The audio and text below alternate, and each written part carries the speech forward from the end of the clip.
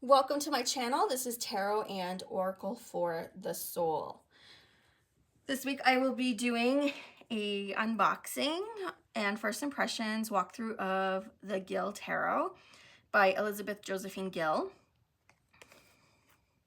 It says the Gill Tarot with stunning full pictorial art by Elizabeth Josephine Gill enables readers to access and examine reflections of the subconscious through vivid symbolism. The deck is based on the Kabbalistic tree of life and follows the structure of the Thoth tarot system. We have the back of one of the cards, the Chariot. Includes 80 card deck with an instruction booklet. And this is by US Games. I had a code for 20% off. So I purchased this deck and I purchased 2 pre-orders, which I'm really stoked about. I don't usually do pre-orders. And I know I'm supposed to be on a no-buy year, but I guess it's a low buy. And I've decided that I'm collecting alien tarot and oracle cards and like 60, 70 theme, but also the Thoth decks that are based on the Thoth. So with the Thoth, I've got my little mini Thoth here we can compare it to, and I have the full-size Thoth. I learned to read tarot with the Thoth. This was what my teacher taught, which is pretty intense, I'm not gonna lie, and like scared the bejesus out of me.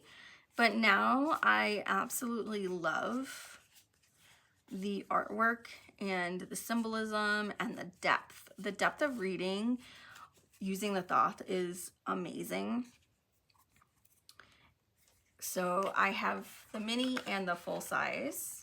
I had stepped away from the Thoth for a minute because there's just so many beautiful decks on the market, and most of those beautiful decks are based on the Rider-Waite system. All right, so we have the little booklet. Looks like the Queen of Swords.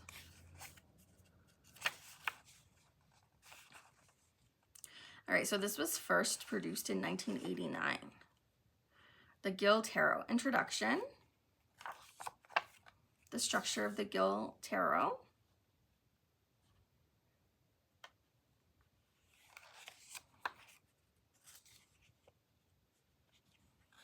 And then it looks like about the Kabbalah. We have some numerology information in here, which is very cool.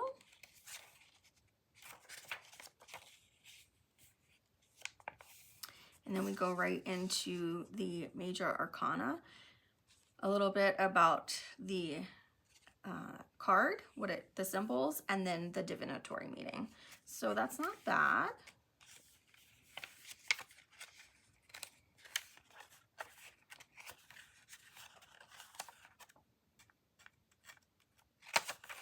And then we have a little 2 pages for notes. Very nice. That's a really nice white little white book.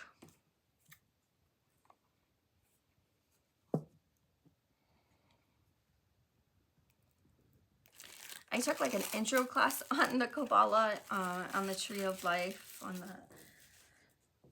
the in Phoenix. It's so intense though. That one little class isn't gonna, it's not enough. These backs are really pretty. They're not going to be reversible. And I see men as trees walking. Very cool. And you have, it looks like astrological symbols here. You have the suit symbols. Very nice. More symbols here on the Saraths. I think I say that, I'm saying that right. All right, so you've got like a little intro card. We have a layout if you want to do this looks, you know, tarot reading. I wonder if that's in the book.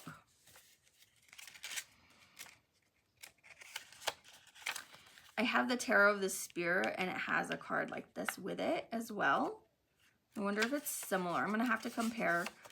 I'll do a walkthrough of the two of them. I didn't pull that deck out. I was just going to compare this one with the Thoth. So maybe what the numbers are corresponding to the layout guide. Yeah, so it says number 1 is the alpha and omega, the beginning and the ending. In the layout, it indicates the root cause and gives the pattern to the reading. Its virtue is completion. There is no vice. Okay, so when I say numerology, it's actually the layout. So it starts with 10, refers to you at present within your physical body and external circumstances. The traditional virtue of the 10th position is discrimination. The vice is greed or avarice. Number 9 represents the subconscious and shows what lies behind the situation, what is not immediately obvious. Expect hidden motivation, deeply buried worries. The virtue is independence. The vice is idleness. And then we go actually to 8 is the position of the mental functions, communications, learning, and mental agility. The card in this position will indicate what is affecting your mind most strongly at the time, or the way in which you use your mind. Truth is the virtue, dishonesty is the vice. Number 7 is the seat of the emotional or desire nature, paired as it is with number 8, the mind sphere on the tree of life. It shows that much rationalization and false reasoning can be the mind's attempt to adjust to the driving force of the emotional nature. The virtue is usefulness. The vice is lust. All right, so I won't go through all of those, but so what I thought was numerology is actually the layout for the deck. Here we have the Fool. He's about to take that blind leap of faith. He's not even paying attention. He's not looking. His little dog is like, okay.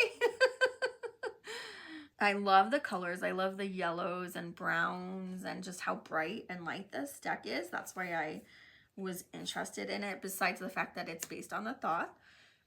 Here's the Magician.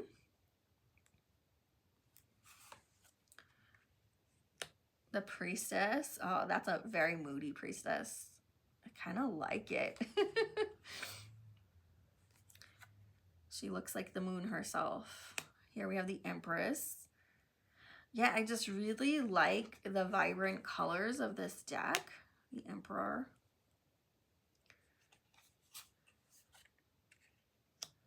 The Priest. The Lovers. The Chariot. Strength.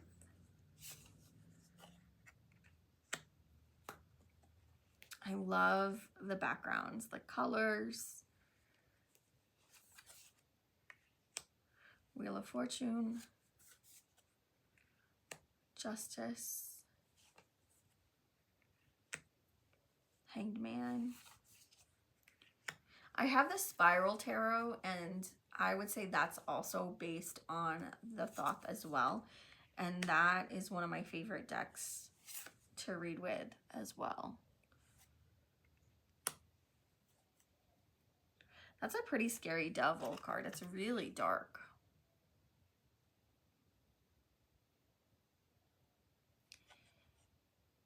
It's interesting. This man looks like a king or a hierophant.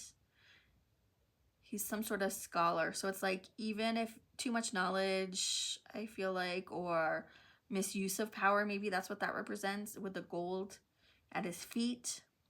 Inflated sense of ego. It's interesting. Looks like she's a devil as well.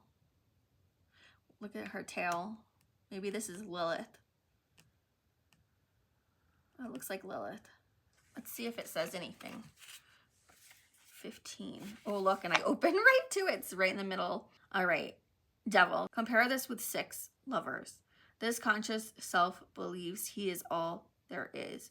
Drunk with his own cleverness and importance, rich in gold, crowned as a king, he holds forth on his views to whoever will listen. The subconscious, depraved of its correct function, ignored and debased, attempts to reach him through the screen of his ignorance, which has clothed her as an evil temptress or harpy. The angel is transformed into the personification of evil. Both figures are chained, but in such a way that these chains could be lifted off if they could but realize their own condition. All right, so she represents the subconscious.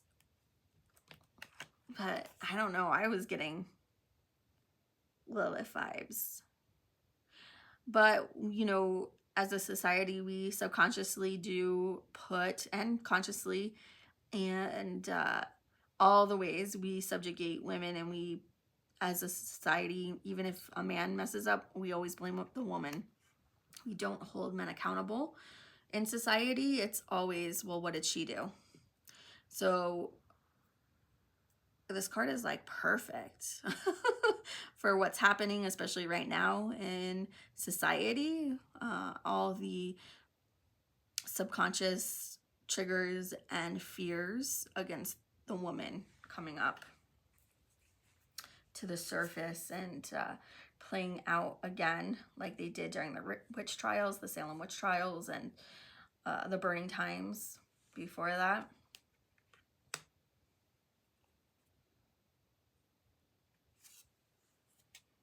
Oh wow, look at this beautiful star. The moon kind of looks like mood, which this is a mood. I like it. I like that moon. Very pretty. The sun. Judgment.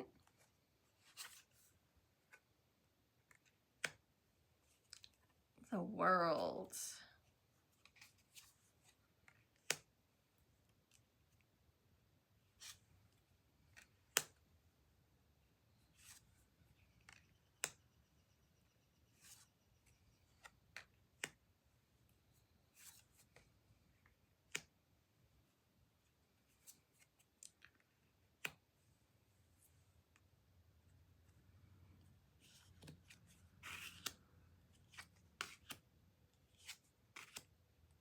So we have Princess, Prince. Yep. That was the Queen of Swords. We have the Queen and King. They're sitting back to back. I like that she's in a cloud. He looks like he's in a storm. She's in the sun. He's more in the light, and the princess is more in the dark. Interesting, interesting. It's this desolation, like these don't really look like swords to me. I thought they were wands, but then you see despair and you're like, oh, okay, those are swords. Conflict, uncertainty, change, loss, rest. 3 of Swords, sorrow. This is interesting. Like this, what is that design? I've got to look because it looks weird.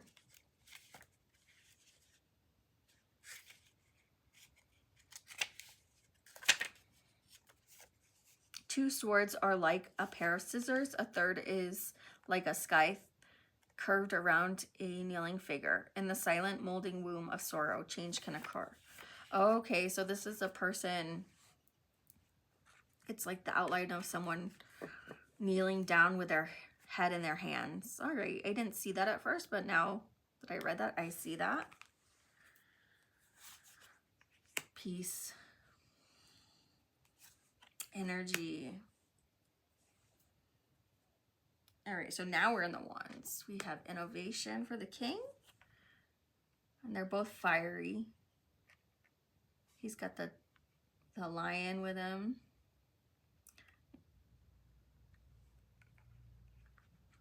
Her like dress, she kind of looks like a bird herself. Prince, we have aspiration for the princess. Transformation. Oppression. Preparation. Speed. Valor. Victory. Endeavor. Completion.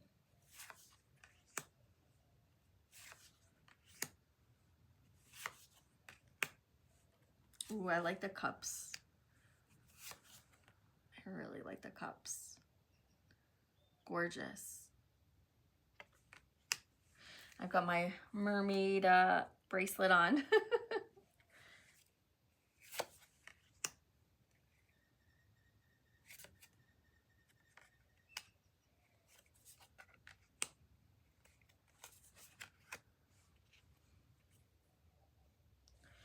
I love mermaids, but honestly, and like I've seen fairies and I've seen ghosts and I've seen angels and I've seen, I've seen things, but I truly think I would be terrified if I saw a real life mermaid. I don't know, like just the way that I think a real mermaid would look in the water, I think would terrify me.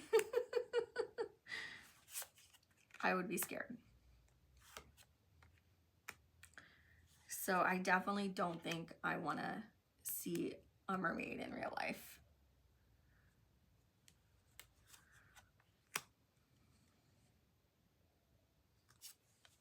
Oh, these are so pretty.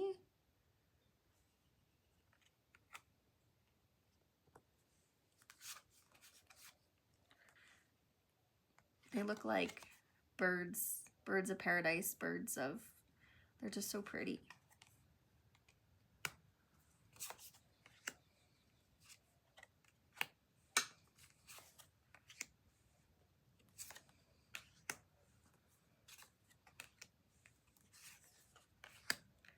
It's interesting that I don't like pip decks, yet, honestly, if you think about it, the Thoth is kind of a pip deck with just the keywords. And I never really thought of it that way, but they are. It's like a pip deck.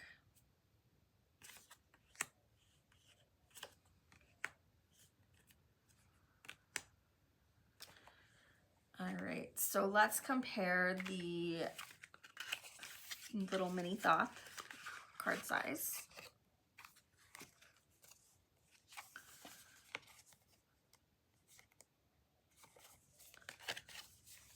The cardstock is nice. It's not too thick, not too thin. Like, I feel like they're gonna shuffle really well. Here's the normal size of the Thoth. So the Gill, you can tell, is a little bit wider. So the Thoth's just the slightest bit, like half a centimeter maybe taller, and then the Gill is just a little bit wider.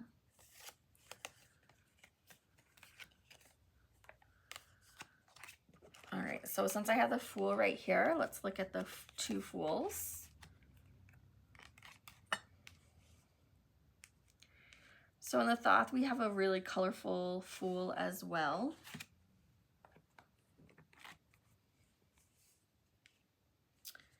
But in this, you can't really tell that this Fool is going on an adventure, like blind faith.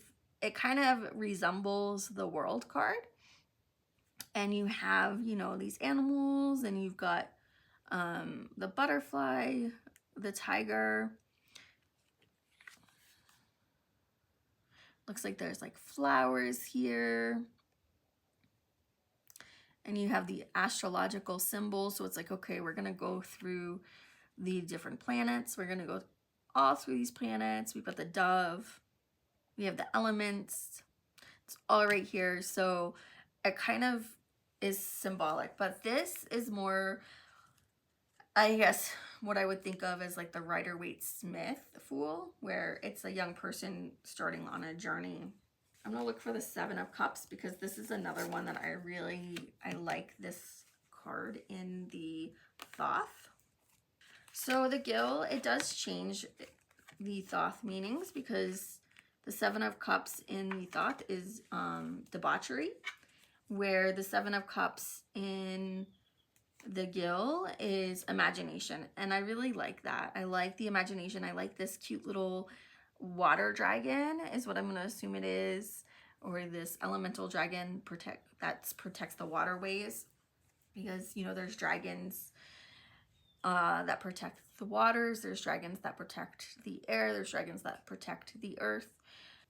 And cool enough, when I was in New York at a retreat for shamanic Reiki, we did a shamanic journey. We drank some tea, and I went outside and sat, and I was looking up at the sky, and above me doing like figure eights, the infinity symbol, was a dragon just patrolling, protecting the space. It was really cool. It was such a cool experience. So I have seen dragons as well. Now, here's the universe card.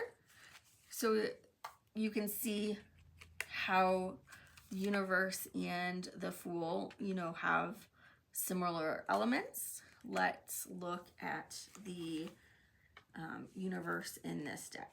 So in the Gill, it's not called the universe, it's called the world. And we have like kind of two abstract beings. This almost looks like a celestial being. And even though it says world, they're above the world. They've ascended. Just as this person doesn't really look like they're in the world. That's why it says like universe. Maybe this is the world behind them. And it looks like they're up in the stars, up in the universe. So the Gill and the Thoth are still not, they're similar, but not really. Let's look at the Devil in the Thoth. All right, so the Devil in the Thoth is the goat. And this goat doesn't look too scary, honestly. And then you have the people encaged in these like bubbles. They kind of look like, you know, little like embryos. I do like this devil card more. This is like, this Gill is like so scary. This devil card, and it's feels so accurate.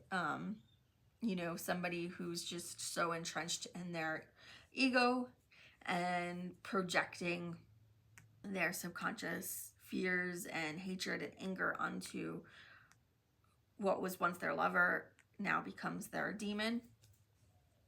And I think that's just so fitting. Here we have the Princess of Discs. Let's look at the Princess of Discs in the Gill. If I had to do it over again, I definitely don't think I'd want to learn the tarot with starting out with a Thoth. It's such an advanced deck. I do wish I had learned on the Rider-Waite system, or I knew a teacher in Arizona who used the Morgan Greer, and I think that would have been much more gentle. If I had learned on the Morgan Greer or even the Conley, I just saw the Conley, somebody do a flip through, Highly Sensitive Tarot. She did a flip through of like the Conley, I think the Morgan Greer, and one other. And I think the Conley deck is absolutely gorgeous. And some of the lesser known decks, like the Morgan Greer, the Conley, they are gorgeous, absolutely beautiful. And I think they're less intimidating to start out with rather than the Thoth. The Thoth is pretty intense. The imagery and the depth and the just everything, and it takes a long time to learn. I mean, I learned to read, let's see, about 18 years ago. And, you know, there's still things for me to learn. Why can I not find the Princess of Discs in here? All right, I finally found it. All right, so the Princess of Discs here, she looks kind of scary. She has her horns. She has the disc with the yin yang, the balance, showing that she's very balanced, grounded. She has like a staff here. This looks like it could be an animal or just the earth, and she commands that. And she's kind of, she looks very powerful and a little scary. Where in the Gill, we have this princess who looks, you know, she's working off the land. She's spinning yarn, and she has her crown on her head, and she has red and green, showing the balance of passion and groundedness, and then spirituality with the purple top. And she's out in nature doing this with the bull behind her, and she's not afraid. She has her back to the bull, so she's not afraid of anything, right? She knows that she's safe within her power. So this shows that she's very secure. She's powerful in her own right. I do like this Princess of Discs better than this one. Let's look at the Hangman. I love all the colors in this Hangman. Like, definitely looks like the clown. All right, and the Hangman in the Thoth deck is very subdued. We have an upside down Ankh. His hands are like open, and it actually looks like his hands and his foot are nailed, where these hands look like they're doing as above, so below. I obviously am liking this. I like colorful cards. This is very like subdued and, you know, a little like violent with the nails. This one with the vibrant colors, and it looks like a clown. I like the hair, how it's like flowing. This is a lot less scary than this Hangman, because really the Hangman is like, change your perspective, change the way you're viewing things. Like, you may be stuck, but like, just flip it, flip the narrative in your head, flip your point of view, flip your judgment of the situation, look at it from another vantage point, and almost come at it from like a childlike point of view. Like, this is saying like, everything doesn't have to be so serious, and the Thoth deck like makes everything feel like it's so serious. The Thoth deck, I think, takes itself very seriously, and I like that the Gill Tarot doesn't seem to take itself too seriously. It feels colorful and vibrant, and yeah, okay, the tower, but it's interesting. I mean, look at this perspective. The people are the same size as the tower, and you know, it's like they're almost like touching the ground anyway. It's like they have their hands up. They could literally protect themselves and be okay. Like, and a lot of times when things in our world feel like overwhelming, or there's an ending, or there's change, most of the time, if we plan, we brace ourselves, we embrace it, you're not going to get hurt as badly as if you dread it, or drag your feet, or bury your head in the sand, or don't admit that the change is happening, right? That can do more damage. So it's all about perspective. It's all about how you view things, how your internal world, obviously, the swords and your internal like really influence the outcome of your world. That's why meditation works. That's why hypnosis works. That's why prayer works, because it's all the mental work that we put in on the day-to-day in order to have some kind of command over our lives. It doesn't matter what deity you're praying to or not praying to, if it's the universe or whatever, you just putting your mental thought into it, you're empowering whatever that thought is. And that's why mantras work. That's why I think energy healing works. It's hard sometimes to like be in command of our our thoughts and not letting our thoughts get away from us. But I think that's why practices like tarot and Reiki and meditation are so helpful, and they're all like connected. Prayer, Reiki, meditation, doing tarot. Like, I love shuffling cards. Like, it puts me in a very meditative state. It's relaxing to shuffle the cards. Like, I haven't done a sample of shuffling these cards. You know, they're not super wide, they're not really long, so they shuffle really nicely. They're not super glossy, but they're not super matte. I'm not like a fan of like the super matte cards because I feel like they're sticky and they don't shuffle well. Super shiny cards can also be sticky, so I don't really like those sticky kind of cards. These fan really nicely. They're flexible, they're bendy. There's like a coating on it, but it's not too much. All right, so we've got Prudence. Even though I've read some cards, we'll just read that. So these shuffle really nicely. 9 of Discs. Let's see what it says. A large figure 9 is reached by 9 discs, suggesting stepping stones across a river. The stones are darker to the front, suggesting relative ignorance, and they grow lighter as they grow more distant, indicating that knowledge is gained in stages. All right, so it just talks about when you get closer to your destination, or maybe further away. Maybe when you get further away from your thoughts, you gain perspective and you gain knowledge. So it doesn't really give you the divinatory meaning. And here it just talks about the card when you get a minor. It really allows you to open up to be in your intuition when you're giving readings, to just be like, okay, what are the other cards around this card? What's going on? What's the question? So I think that the Thoth and the Gill are really good for intuitive development. And that could be why my teacher taught with the Thoth.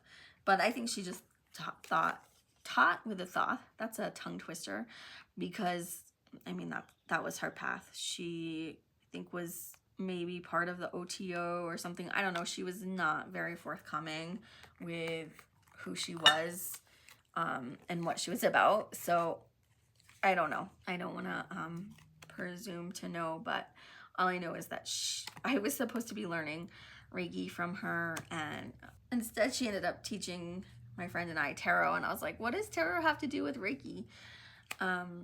It was a major learning experience about religious teachers and spiritual teachers, and how transparency is really important. Thanks for watching, and I'll see you all next time.